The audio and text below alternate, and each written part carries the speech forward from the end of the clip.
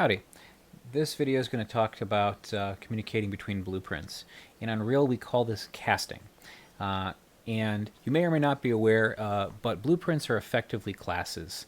So whenever we're creating a blueprint, you can even see here, it's called a blueprint class.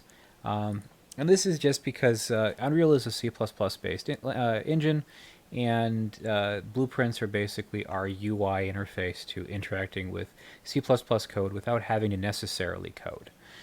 So I'm going to make my first blueprint here. We're going to set up the blueprint we're going to communicate with first. Just as an overview then, what we're going to do is we're going to make two blueprints. One of them is going to have a collision volume that we're going to interact with as a player, and the other one is going to just be a point in space where we can start spawning boxes that will fall. So I will call this spawn point, and we will get our spawn point working before we even try to communicate back and forth. So what I'm going to do is I'm going to set up a custom event, and I'm going to name it spawn box. And just so we can test it initially, I'm going to quickly connect this to event begin play, and I'm going to call this function I just made. All right, and then back in our function, we are our event actually, we are going to add a mesh component, static mesh component here. And I'm going to leave this relative transform basically empty. I kind of want it to just spawn wherever the center of our blueprint is. So I'll set this to 1 millimeter or 1 meter cube, and I'm going to simulate physics so that it'll keep dropping from wherever it was set. I'll go ahead and compile this. Go ahead and dock that so it's a little bit easier to get back to if we need to. I will drag a copy of my spawn point into space. I'll drag it up a little bit just so it has some room to drop with. And I can test this one of two ways. I can either hit play, or I can come here and I can hit simulate, and I can see that it does indeed create a box on event begin play, and it drops. So we know the blueprint we want to talk to was working, at least functionally. So we can go ahead and disconnect and get rid of this spawn box event call right there. And now we should pretty much be done with that blueprint there. So now we just have to make the blueprint we are going to personally interact with, and it's going to, at the end, talk to the other blueprint. So another blueprint class here, just another generic actor, and we'll make this one to be trigger volume.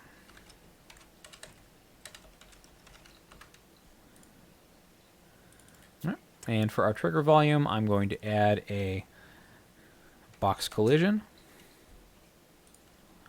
And that's fine right there. And I'm going to go over to the event graph, and I'm going to add from our box collision, I'm going to add a on component begin overlap so that I can trigger it there. And just to verify that this is working, we'll do a print statement real quick. So print string, we'll compile this, drag it into the world, and this is kind of the order I honestly like to work in general when I'm working in blueprints, is to slowly basically solve all or make sure all my individual components are working first, and then wire everything up together at the end. So I can go ahead and hit play here, selected viewport, and I can see that as I walk through it, I get it to trigger out and say hello. So we know that's working too.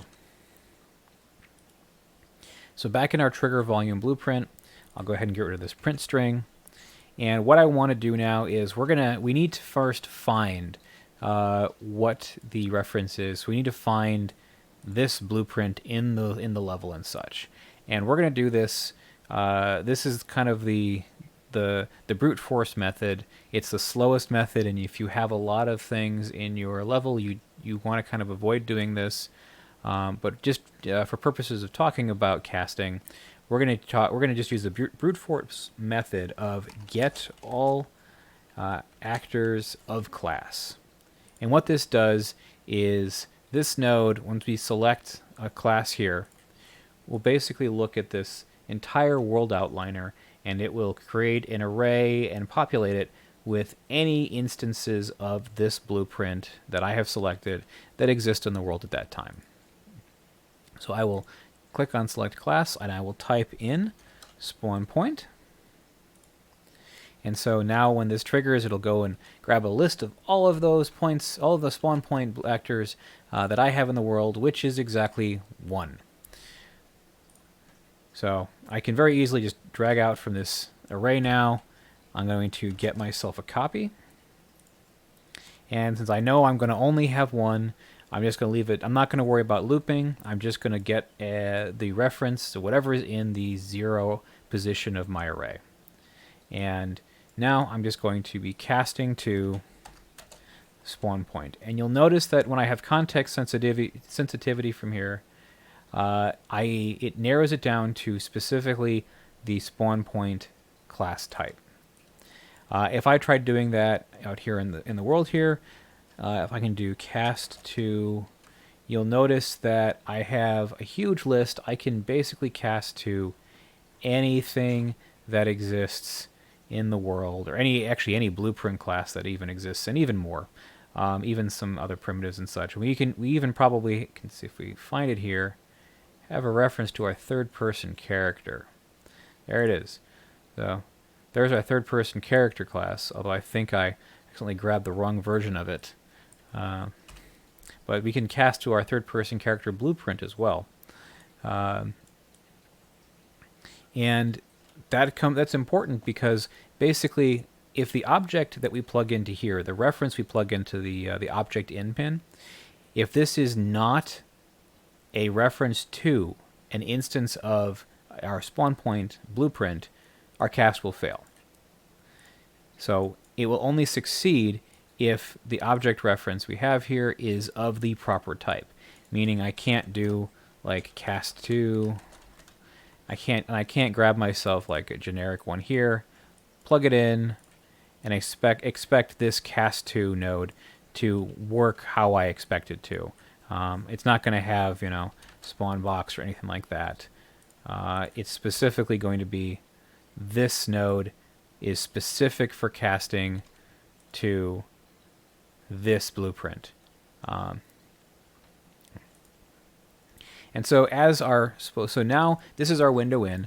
Now that I have this node, this pin here does exactly what it says, as spawn point. So as if I was currently in the spawn point blueprint, I can drag out from here, and now I'll have context sensitive options where I can set variables or call events. So I will do spawn box, and there is my function call. Spawn box.